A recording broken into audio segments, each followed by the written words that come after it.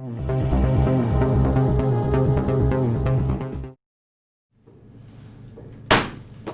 time I'll call the September 10th, 2020 meeting to order for the Dickson County Commission. Would you please stand and join in the flag salute? I pledge allegiance to the flag of the United States of America and to the republic for which it stands, one nation, under God, indivisible, with liberty and justice for all. We do have one addition to our agenda, and that's to consider the bids to purchase a grapple bucket for environmental service loader. I would move that we add that to the agenda and approve the amended agenda. I'll second that. We have the motion and the second. Any other discussion? All in favor say aye. Aye. Opposed? Motion carries. Does that ENV, does that stand, what's that stand for? On the, that we added? Environmental? Environmental services, Okay. Want to make sure I interpreted that correct. Okay, the consent agenda. It does include the minutes of the September 3rd meeting, also fund expenditures of $504,350.59. Wire payment for contract services of $2,500. I move to approve the consent agenda. Second it. We have the motion and the second for approval of the consent agenda. Any other discussion? All in favor say aye. Aye. Opposed? Motion carries. Craig, do you have any No, comments? I have nothing. There was nothing on the computer for Okay. the commission. Ron? I don't have anything. Okay. Earlier today, we did have a department head meeting downstairs where we just had some brief updates from some of the various departments. Also, this evening, I have a Economic Development Committee meeting that I will be attending for the Dickson County EDC, and that's all that I have. We do not have any presentation as far as proclamations. Are there any public comments? Having no public comments, we will go ahead and move on. Reports of county officers. And Brad? Okay, I think you gave the Sparks report, right? Okay. You guys discussed that at all this morning? Just very briefly. Okay. The first item we'll go over that is we were pleased to get, I think last Friday, wasn't it? Janelle and I got the response back from the Sparks Committee that all of our projects were approved. They do have a couple clarifications on items, and I think one of them was even their mistake, that they addition that they were wanting to clarify, but Janelle's in the process of getting that back to them, and as soon as we get that resolved, which hopefully will be by next week, we'll have a resolution for you to approve the direct aid distribution to the cities and schools and get all that money out. Of course, then we will do the final order on our building and the Stroh Hall renovation or addition to the restrooms and stuff, so that's good news. And in that report, you can, when you get time, you can read that. I think it reflects that Janelle did a good job putting that information in, so. I also know that Friday afternoon last week, and into Tuesday, other counties, the county administrators were sharing on a listserv the fact that very few counties had gotten a response back. I don't know what made ours one of the first, but I think us and Ellis County had gotten responses back. None of the other counties that were weighing in had gotten anything back, and they were getting a little nervous because the deadline's rapidly approaching that the state had set. So, but I guess that's good news. The other thing I wanted to mention, and Martin may have mentioned down in the department head meeting, is with the new migration of, I believe they're Amish, up in the northeast part of the county, up in Craig's territory. He's gonna be looking at installing some slow-moving buggy signs. I guess that's what you would call them. Clay County apparently has put a bunch in, and it's my understanding from Martin that that group of people do a lot of trading at the Dollar General Clay Center. And I'm sure once they figure out that the Dollar General in Chapman is considerably closer, they may be starting to move south. But we do have quite a few of them that have, what Martin said, have moved in and are just north of 18. Does that sound right, Craig? Up in that area? They bought the property up there where the substation is, DSNL. Oh, okay. Where Bob Strode lives. So I'm sure we're gonna see more traffic, and it's always good to see see growth, but, he's gonna look at putting some of those up to let people know. I think he talked to Rodney Chamberlain, and Mhm. Rodney said he'd seen several of them on the road in the last couple of weeks, so. But we're trying to be progressive that way and do that. On to the jail update, you've got the sheet, several sheets there that I'll go over. First of all, I'll go through the update list. The good news is nothing really bad has happened. The bad news is nothing has really happened. We're still kind of stuck in limbo, waiting on masons to come in. Tom's done an excellent job of trying to keep other things moving that he can get done. Although we still haven't, in the last 2 weeks, haven't had any masons here. They're still in Manhattan. They did tell Lloyd Builders that they thought they could have a crew here in 2 weeks to start working. So I guess that's the best news we can get. They've diligently worked to find somebody elsewhere. One of the issues is that they have the contract and they're a union group, so it has to be union people that work on it, or it voids their contract, which voids the contract with Lloyd Builders. And there aren't any union people, there aren't any non-union either, so it really doesn't make any difference. With all this CARES money, I think I mentioned to you before, there's so much money being infused into our economy around the nation, and especially around the Midwest, it affects us. But all these contractors are working on these projects, much like the building and the Sterling Hall renovation we're gonna do. We're asking those contractors to come in and do that and get it done before the end of the year with all intents and purposes, and I'm sure everybody else is doing the same thing, so.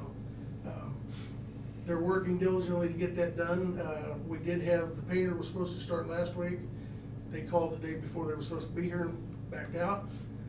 So they're going to painter number 2 and painter number 3 on the bid list, which one I think was $17,000 higher than the first one. The second one is $40-some thousand higher, so they're trying to work with them to ratchet down and see if they can work on their bid to get number 2 to come in. And they're doing what they're supposed to be doing, so I guess we'll see. They can be painting in the jail. The jail electrical is they just about have all the electrical installed. As of Tuesday, they were getting ready to fire up the electrical panels in the jail part, and so that's a good sign. But it also indicates that they're ready to be painted and some other things, so. Question, going back to the masons, Brad. Is all the prep work done, all the ledges put in, so that there won't be a break when the masons do get here? Yes. Okay. Yeah, all the concrete work's done. Okay. The masons work 2 of the walls that they need to put in the booking area out here are load-bearing walls, so they can't put the beams in until those go in. Okay. And then put the roofing on that to finish this last part of the roof, so. So once they do get here, they'll be able to work till their work is done? Okay. Yes, yeah, we've got everything done that they can. Yeah, They but I can mean. work until they complete, Yeah. so, Okay. absolutely. And, that's really all we have left on the Solid main work. construction of the building, and then they can start putting the veneer on the front of the building, the brick, so, and it's ready to go as well, so. Let's see, they're gonna be working to get the generator pad down, get some of that stuff done. So right now, we're working on wall blocking out there inside the administrative part of the sheriff's department. I've got the list here, I'll give you the updated contingency list, I think I've got enough for everybody. Just to go over this, our contingency, I'd mentioned a few weeks ago, was getting a little bit low, but we're also getting to the project where there shouldn't be too many surprises. But if you look at the first column there, it says value, that is everything that has been done that they categorize as contingency. The second line, column, the contingency, the 4% of phase 1, the total contingency budget was $411,000. Currently, we're sitting at $366,405. So we've got, $45,000, $50,000 left in contingency. And then in the phase 2 column, those are items that we have done in phase 1 that are actually were budgeted in phase 2.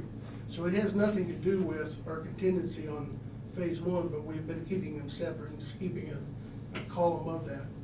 Now back to phase 1 contingency, what I would note is about halfway down in the column number 21, or line 21, we have kept $116,000 in there for kitchen equipment.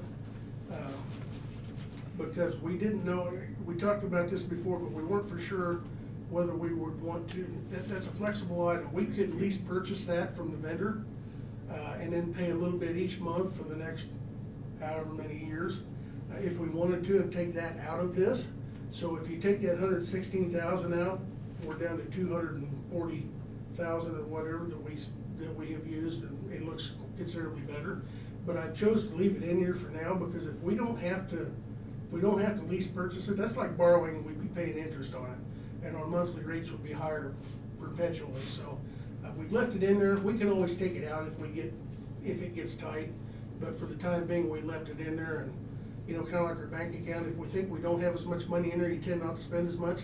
So my point is, we're all right on contingency, I think. It looks like we're getting really low, but we've got one item in there that's considerably higher that we could take out if we need to, so. Let me ask you this then, Brad, is Tom pretty comfortable with, there should be no more unexpected? I mean, We said that, and I told you that a few weeks ago. Right, I know, but I know the They put septic tank. Yeah, they put the separator in on the kitchen sewer. Right. You have to have an oil separator or grease Grease trap. trap. Well, when they went to put that in last week, they found another piece of foundation for the Bell Springs Creamery. So we had to have Boyd's come in, and luckily it was only $500 to have him come in and remove that section of wall. The only thing we have left to do underground is the sewer line that goes out to the east and then south. And I'm not gonna sit here anymore and tell you that there's not gonna be any surprises, because I don't know. Okay. Every time I thought we were past that, we found something. But it shouldn't be too much. Well, putting a little different putting a sewer line in compared to putting in Correct. I mean, it shouldn't be that. And they have dug across there already with the Okay. water lines and other things, so, unless there's something farther east out there that we discovered that we didn't know about. We did, we had been told by several, I'll say old timers, that there was, from the Bell Springs Creamery, there was an underground tunnel that went over to a building to the railroad tracks. And it was always kind of an urban legend or myth or what have you. It's there, we found it, when they dug this one up. So there is an underground brick line tunnel that goes underneath there. Now, it's been filled in with a bunch of stuff. It was filled in solid, but they found the end of it, so, which we thought was kind of interesting, so.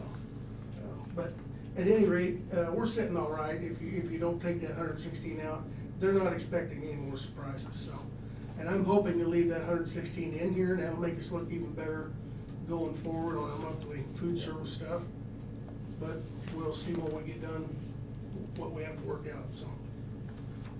Questions on that? We do have on the currently pricing things at the bottom. We've got a bill that we've received from AT&T for changing the fiber optic stuff on Leah's T1 line. Lloyd Builders has been, I would say, negotiating. It's kind of gotten to be more of an argument that they refuse to pay that to them until they give us an itemized list of what that is.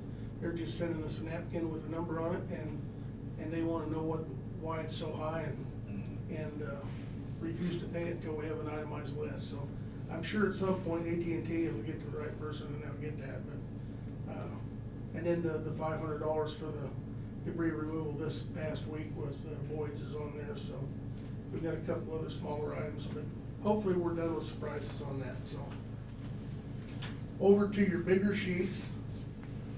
Probably the worst news of the day is our timeline with all these changes and all these issues and the Masons not being here and stuff. Right now, realistically, we're pushed out into January to get completed.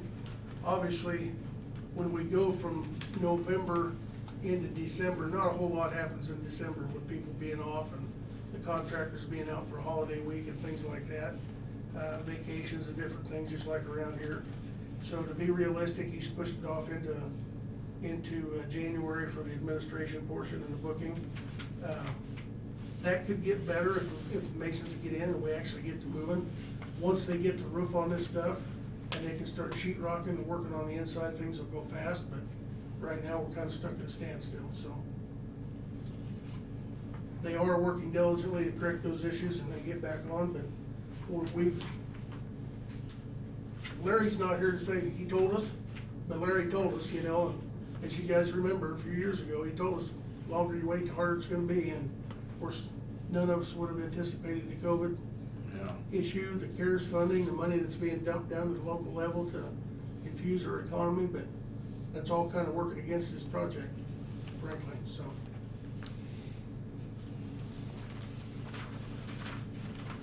But I guess the best news of the day is it's still moving forward, it's just moving slow.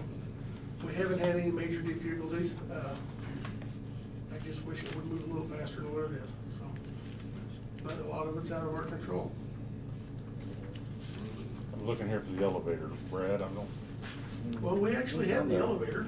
I mean, I was looking at the when it was being put in here, I'm. It's on that page, it shows January 11th, that it'd be complete, start in November. On the bar graph, On the page full. on the full page. Full page? Yeah, I mean, if that's, maybe that's not what it's on this one here. Okay. No, no, it's electronic. Elevator, okay, 1,400. Yeah, I see it here, Lynn. Yeah, okay. I know that they've got, they're coming in next week to start on the floor and the bottom of the elevator shaft.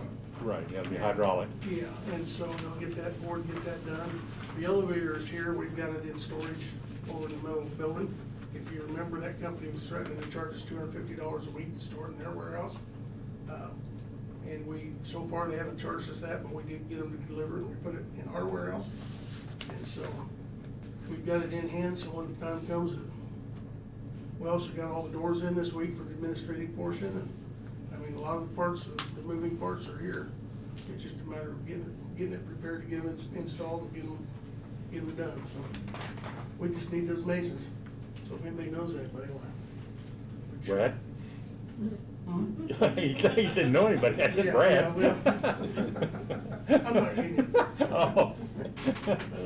I'll pay your dues. Well, they have, Randy Wait, was so now telling me, retirement. he'd reached out to companies, he even called a guy that he knew, and I don't remember where he was at, maybe Kansas City area, that had sold his company, his masonry company, kind of semi-retired, but he's not at full retirement age. He said, anyway, you can get a couple people to come back and work for you, and he said, those guys are busy, nobody wants to work weekends or overtime. They offered to pay the overtime and double time to work weekends to get somebody in here, and they don't, none of the people wanna do it, so. I guess work ethics and priorities have changed for people, so. That's all I've got on the update, so. Okay. Doug, do you have anything for us? Well, no, not right now. We have a number of things that are working their way through that I'll be updating you in the next 2 meetings probably. Nothing right now, thank you. Okay, thank you. As far as notices and communications, we have our magazine, Government Technology, that we received. Also from Central Kansas Mental Health, at one of our meetings here recent, we updated the bylaws, so it's a copy of the new bylaws, and it was just a few minor changes, housekeeping really. K-Camp also has sent us out a form, and it has that the voting delegate is going to be Craig Chamberlain, but and alternates, I will be doing the alternate on that, but they want that form filled out, so we'll take care of that. And that's one we did. We didn't fill it out, I don't think, did we? I filled it out. Oh, You mailed it okay. out. They I know we probably- voted on it. They probably No, put it, you signed the blank form, Well, but I that's filled right, it in yeah. and sent it back, so, okay, yeah, Got lost in the mail. so they sent us another one. I'll take care of it. yeah. Okay, and then we have also the grant agreement for the Community Development Block Grant CV project, so it's the paperwork on that from Department of Commerce. That would just be followed with board. I did have If it's a final signed agreement. one individual that stopped by and visited with me about in regards to COVID and wanting to know as far as how the information is distributed, and of course, we do have it on the website, Monday, Wednesday, and Friday. They also question as far as the newspaper, as far as the placement in the newspaper, and of course, the newspaper cooperates with us on that, which is very helpful. But it isn't something that we pay for ad space or anything like that. So if the newspaper decides to put it in a paragraph or 2-paragraph form, that's really their call. And, sometimes I think they do have a more definitive article about it, or it gives the actual numbers and how many new cases and so on. But, you know, it kind of goes back to the part that you can't always please everyone on exactly how it's done. And, you know, I know there's some people out there that just do not see anything in the news because it just kind of wears them down, because a lot of times it's not a good news type story, but. To that end, that is too just kind of a reference point. It's a little bit of a moving target, and John, I think he had reported to you when he was in that the state no longer calls or sends us that data. We have to call it or collect it because they're so busy.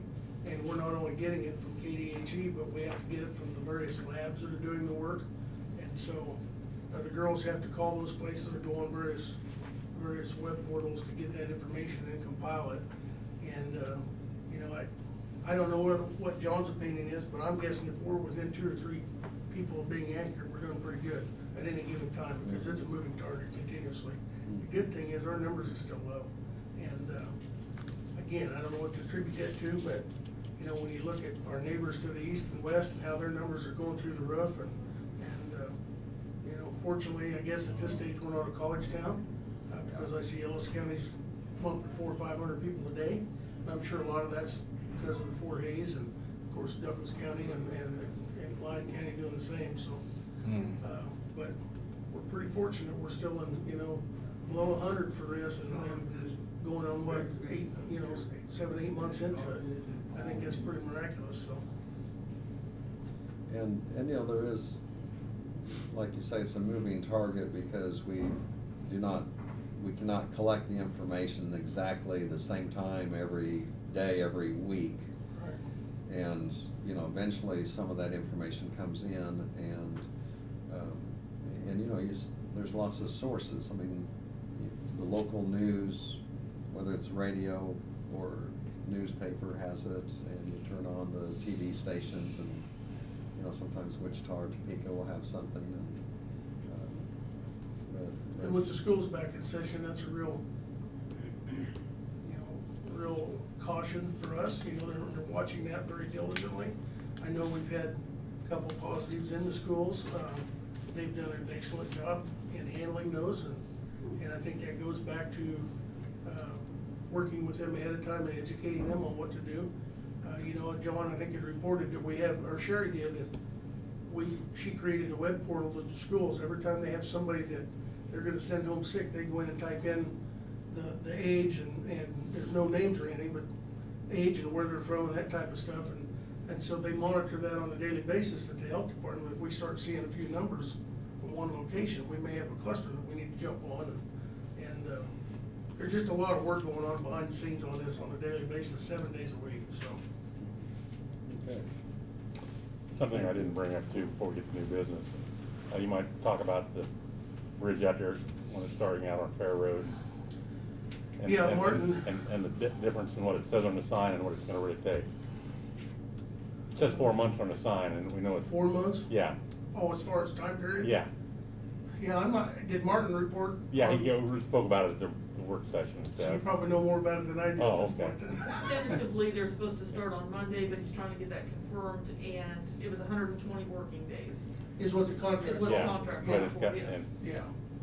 Now, Well, weather permitting, and if things go good, it might be done 4 months, might be closer to 5. Yeah, But, but it's they- 120 working days, it's not. Yeah, yeah, which is not 120 Yeah, days. yeah. So it'll take a while, it's a big bridge, so. Yeah. But I do know that company has shown from the, working with us Oh, on right. Union Road, if they can be on it, they're on it. Yeah. They're not one of those that drags their feet, so. That's one thing we liked about the fact that they were the bidder, and we awarded it to them, so they do a good job. Okay, so we'll move on. We do not have any resolutions or unfinished business. We did have an addition to the agenda for bids to purchase a grapple bucket for environmental services. It's a loader, so Brad, would you wanna give us the details on that? Sure, yeah, as you know, we've got a loader out of environmental services. And in the past, our contractor that purchased the metal came out with their machine that was kind of a cherry picker magnet deal, and crushed it or compacted it and hauled it off. We now are contractors with slide iron and metal. They bring out the slide off trailers, or boxes. The deal we had with them is all we have to do is put the material in the box. They come out weekly, if not daily, and with a truck and drop a new or an empty one and pick up the full one. Our loader just has a bucket, and obviously you can't get a hold of things to put it in, so we have to have a gravel under, big grapple to be able to grab those things and put them in the bucket, so. Derek had reached out to, working with Billy, and got a couple bids, and we actually got 3, but they gave me 2 that were viable, that have the correct attachments to work on our loader. One is from a company in Wamego called Dymax, and I didn't have time to throw together the sheet for you. But it is a grapple attachment for $17,640. The second bid is from Abilene Machine. It's a GrabTech grapple that also meets the criteria. Theirs is $12,995. Neither one of those bids includes freight, so there'll be a little freight on it. But I'm pleased that we have a local company that bid, and it was a low bid, so our recommendation would be to purchase the grapple bucket from Abilene Machines for $12,995. Both meet the specs? Yes. These 2 do, that third one did not. Okay. Yeah. I move we purchase the grapple from Abilene Machine for $12,995. $12,995. Plus the freight. Plus whatever Right, freight plus, there is, yeah. yeah. I'll second that. Okay, we have the motion and the second for the $12,995 Abilene Machine. And then there would be freight on top of that. Any other discussion or question? All in favor say aye. Aye. Opposed? Motion carries. Is there any other business to bring before the commission? Hearing none, is there a motion to adjourn? I'll make a motion to adjourn. I'll second. Any other discussion? All in favor say aye. Aye. Opposed? Motion carries. We're adjourned.